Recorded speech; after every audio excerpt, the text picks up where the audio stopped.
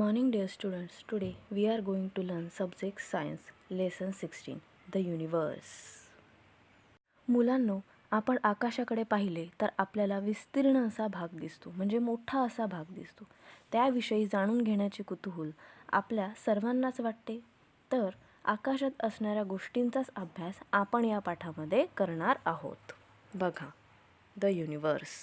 If you observe the clear sky on a dark night, you will see a smoky white band full of stars spreading north-south in the sky. This is the Milky Way. It is also known as Mandakini. सर्वसाधारणपणे निरभ्र व काळोख्या रात्री आकाशामध्ये दक्षिणोत्तर पसरलेला तारकांनी भरलेला एक पांढरा पट्टा तुम्हाला दिसेल. हीच आपली आकाशगंगा होय आणि आकाशगंगालाच मिल्की वे असे म्हणतात.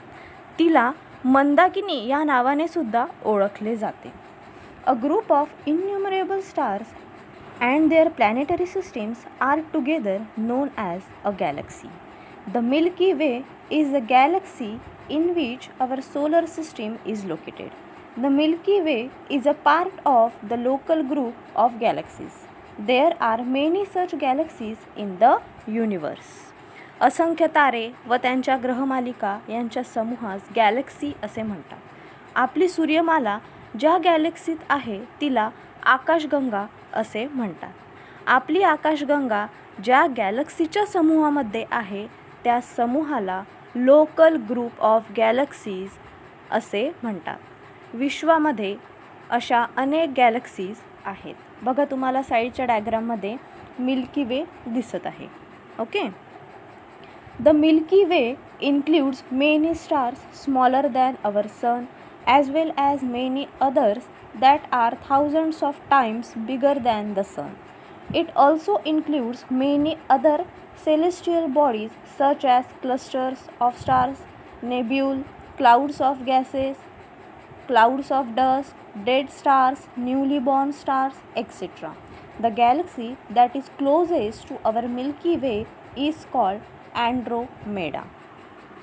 आकाशगंगेमध्ये आपल्या सूर्यापेक्षा लहान तसेच आकाराने हजारो पट मोठे तारे, नेब्यूल, त्यानंतर clouds of gases, clouds of dust, dead stars म्हणजे मृत तारे, न्यूली बॉर्न स्टार्स म्हणजे नवीन जन्माला आलेले तारे, अशा अनेक खगोलीय वस्तू आहेत. आपल्या आकाशगंगेच्या जवळ असलेली दुसरी गॅलेक्सी म्हणजेच अँड्रोमेडा म्हणजेच Devayani. The universe includes innumerable galaxies. The space between them is also energy. असंख्य गॅलेक्सी, त्यांमधील अवकाश आणि ऊर्जा यांचा समावेश आपल्या या युनिवर्समध्ये होतो.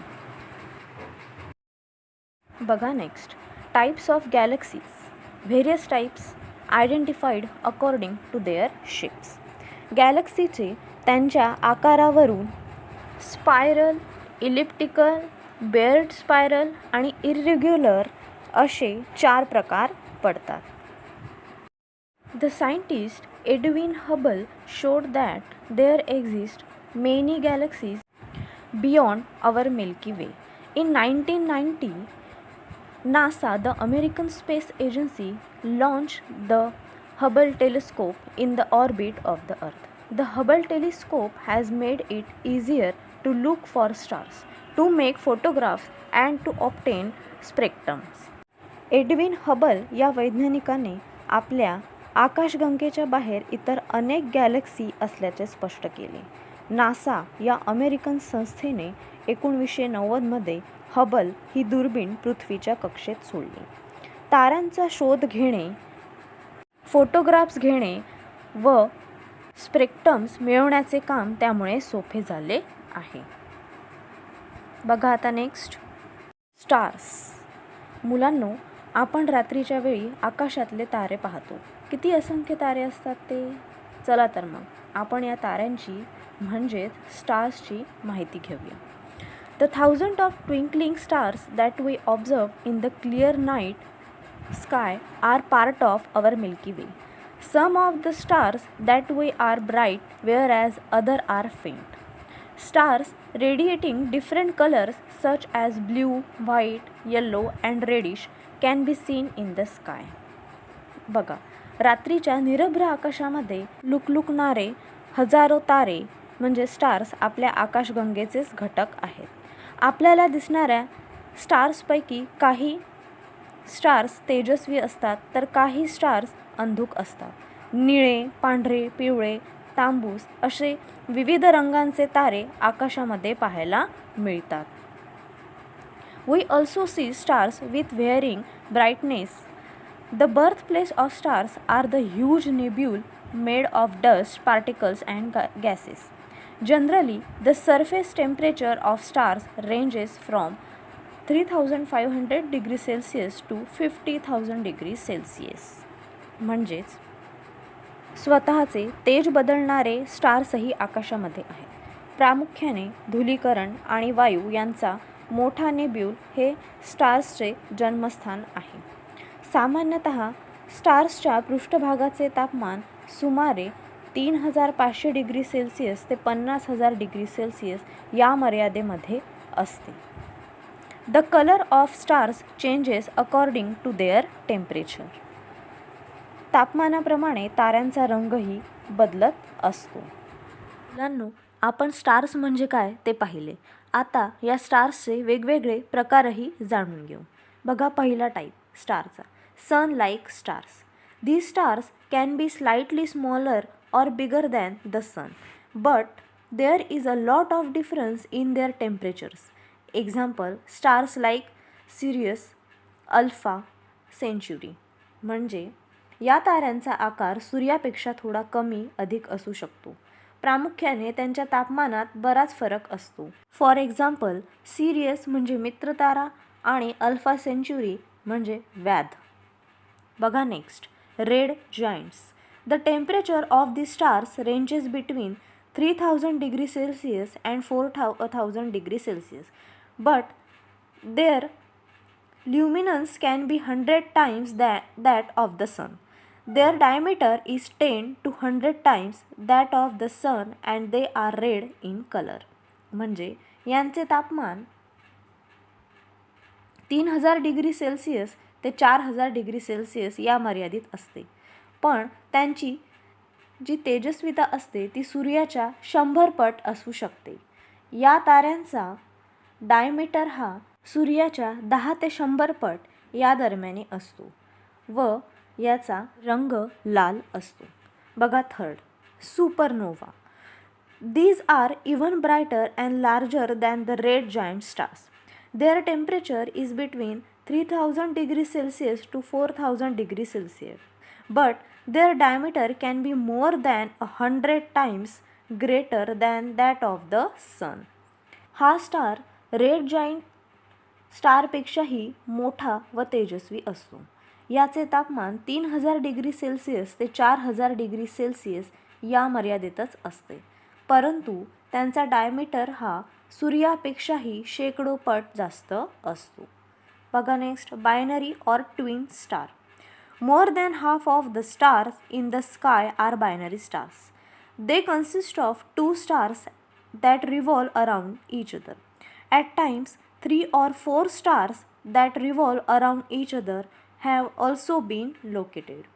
आकाशातील निम्म्यापेक्षा जास्त तारे हे जोड तारे असतात. याचा अर्थ 2 तारे परस्परांभोवती फिरत असतात. काही वेळा 3 किंवा 4 तारेही परस्परांभोवती फिरत असतात. Next, variable stars. The luminance and shape of the stars is not stable. They are constantly contracting or expanding. When a star expands, it emits less energy and at such times its brightness decreases.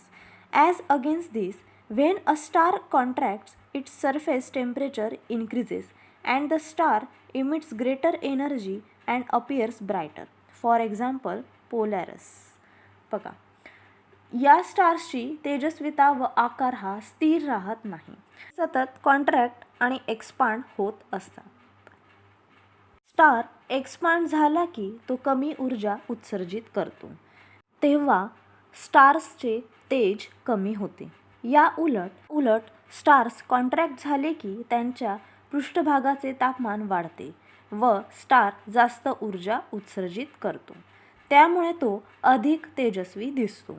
For example पोलॅरिस म्हणजे ध्रुव तारा. कळलं इथपर्यंत सगळ्यांना? चला next बघू. Can you tail? First बघा त्यातलं. Which celestial bodies from the solar system? सूर्यमालेतील विविध घटक कोणते? In the solar system, there is the sun, different planets, their satellites, asteroids, dwarf planets, comets and meteors. हे काय आहेत सगळे? सोलर सिस्टीममधल्या सेलेस्टियल बॉडीज. बघा second. What is the difference between stars and planets? तारे व ग्रह यांमध्ये काय फरक आहे? Stars have light of their own. स्टार्सला स्वतःचा प्रकाश असतो. Therefore, they appear to twinkle. Planets do not have light of their own. तर प्लॅनेट्सला स्वतःचा प्रकाश नसतो. They receive the light from the stars such as sun. Okay? बघा थर्डवालं. How many planets are there in our solar system? सूर्यमालेत एकूण किती ग्रह आहेत? There are 8 planets in our solar system. किती आहेत? 8 प्लॅनेट्स आहेत. बघा fourth. What is to be found between Mars and Jupiter? मंगळ आणि गुरु ग्रहांच्या दरम्यान काय आहे? Between Mars and Jupiter there is a belt of asteroid. त्यांच्या मधात ॲस्टेरॉइड्सचा बेल्ट आहे. मुलांनो, सूर्यमाला म्हणजे काय हे तुम्हाला माहीत असेल किंवा त्याची तुम्हाला थोडीफार माहिती असेल, पण आज आपण या सूर्यमालेचा सविस्तर अभ्यास करणार आहोत. बघा. The solar system. The solar system consists of the sun, the planets, asteroids, comets and meteors. The planets Mercury, Venus, Mars, Jupiter and Saturn can be easily seen. सूर्यमालिकेतील प्रमुख वस्तू म्हणजे सूर्य होय. म्हणूनच सूर्याच्या भोवती पृथ्वी फिरते आणि इतर ग्रहही सूर्याभोवती फिरतात. या सूर्याच्या अंतराप्रमाणे ग्रह असे आहेत. बघा. पहिले मर्क्युरी, मग व्हीनस, मग मार्स, मग ज्युपिटर, मग सॅटर्न, मग युरेनस आणि मग Neptune. The Mercury, Venus, Earth and Mars are the inner planets, whereas the Jupiter, Saturn, Uranus and Neptune are outer planets. Outer planets have rings around them. The crust of all the inner planets is hard. The outer planets have gaseous outer cover. बुध, शुक्र, पृथ्वी आणि मंगळ हे काय आहेत? Inner planets आहेत. तर गुरु, Shani, Uranus आणि Neptune हे सर्व आउटर प्लॅनेट्स आहेत. आउटर प्लॅनेट्स भोवती काय असते? एक कडी असते. तर सर्व इनर प्लॅनेट्सचे कवच कठीण असते. तर आउटर प्लॅनेट्सचे आउटर कवर हे वायुरूप असते. चला आता आपण सूर्याची सविस्तर माहिती घेऊ. बघा. The sun. The sun which is at the centre of the solar system is a yellow coloured star. Its surface temperature is around 6000 degrees Celsius. The size of the sun is so huge that around 13 lakh planets of the size of the earth can be easily placed within it. Due to the gravitational force of the sun, the celestial bodies in the solar system revolve around it. The diameter of the sun is approximately 13,92,000 km. The sun rotates around its axis, and while doing so, it revolves around the center of the Milky Way, taking the solar system along with it. म्हणजे सूर्य पिवळ्या रंगाचा star आहे. सूर्याच्या पृष्ठभागाचे तापमान हे सुमारे 6000 डिग्री सेल्सिअस इतके आहे. सूर्याचा आकार एवढा मोठा आहे की त्यामध्ये पृथ्वी एवढे 13 लाख ग्रह सहज सामावू शकतात. सूर्याच्या गुरुत्वीय बलामुळेच सूर्यमालेतील खगोलीय वस्तू त्याच्या भोवती फिरतात. सूर्याचा डायमीटर साधारणतः 13,92,000 किलोमीटर एवढा आहे. सूर्य स्वतःच्या ॲक्सिस भोवती फिरत फिरत आकाशगंगेच्या सेंटरभोवती सूर्यमालेसह फिरतो. कळलं इथपर्यंत? बघा next, planets of the solar system, facts and figures. सूर्यमालेतील ग्रहांची माहिती. आता आपण सोलर सिस्टीममधल्या इतर ग्रहांची माहिती घेऊ. मुलांनो बघा, इथे एक तुम्हाला टेबल दिला आहे. त्यामध्ये सोलर सिस्टीममधल्या ग्रहांची माहिती दिली आहे. चला आपण तो टेबल समजून घेऊया. बघा, पहिला ग्रह कुठला आहे? मर्क्युरी म्हणजेच बुध. त्याला किती एकूण सॅटेलाइट आहे? 0. इन्क्लिनेशन ऑफ द ॲक्सिस म्हणजे ॲक्सिसचा कल 0.01 डिग्री. तसंच पिरियड ऑफ रोटेशन म्हणजे स्वतःभोवती फिरण्यास लागणारा वेळ किती आहे? 58.65 डेज. तसंच पिरियड ऑफ रिव्होल्यूशन म्हणजे सूर्याभोवती फिरण्यास लागणारा वेळ किती आहे? 88 डेज. तसंच मॅग्नेटिझम आहे का याला? नाही आहे. ॲटमॉस्फिअर आहे का तिथे? नाही आहे.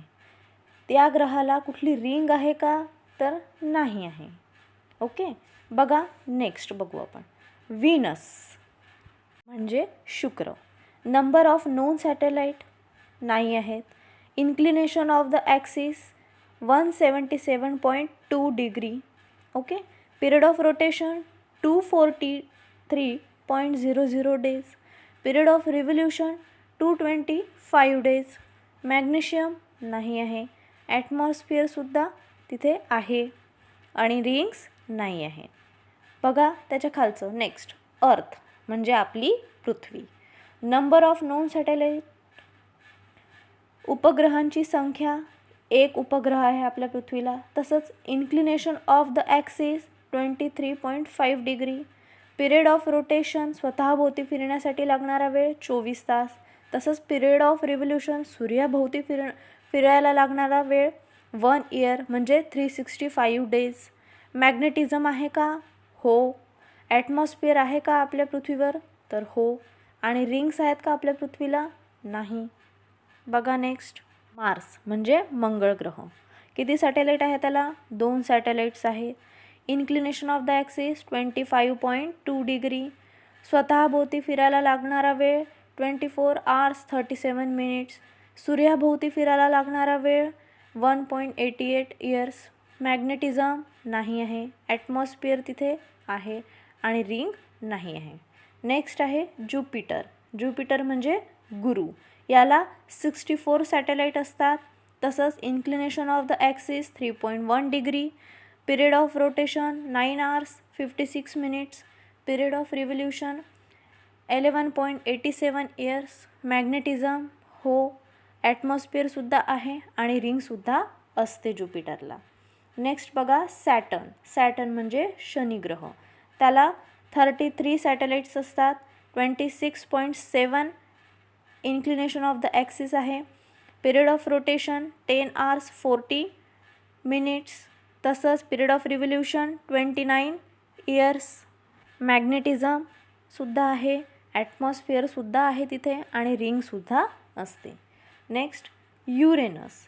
त्याला 27 सॅटेलाइट्स आहे. Inclination of the axis 97.9 degree. Period of rotation 17 hours 24 minutes. Period of revolution 84 years. Magnetism आहे. ॲटमॉस्फिअरसुद्धा आहे तिथे आणि रिंगसुद्धा आहे. नेक्स्ट आहे नेपच्यून. त्याला 13 सॅटेलाइट असतात. इन्क्लिनेशन ॲक्सिस 28.8 डिग्री आहे. तसंच period of rotation 16 hours 11 minutes. Period of revolution 164 years. Magnetism, atmosphere आणि रिंग्स या तीनही गोष्टी नेपच्यूनला सुद्धा आहे. कळलं इथपर्यंत सगळ्यांना? थँक्यू.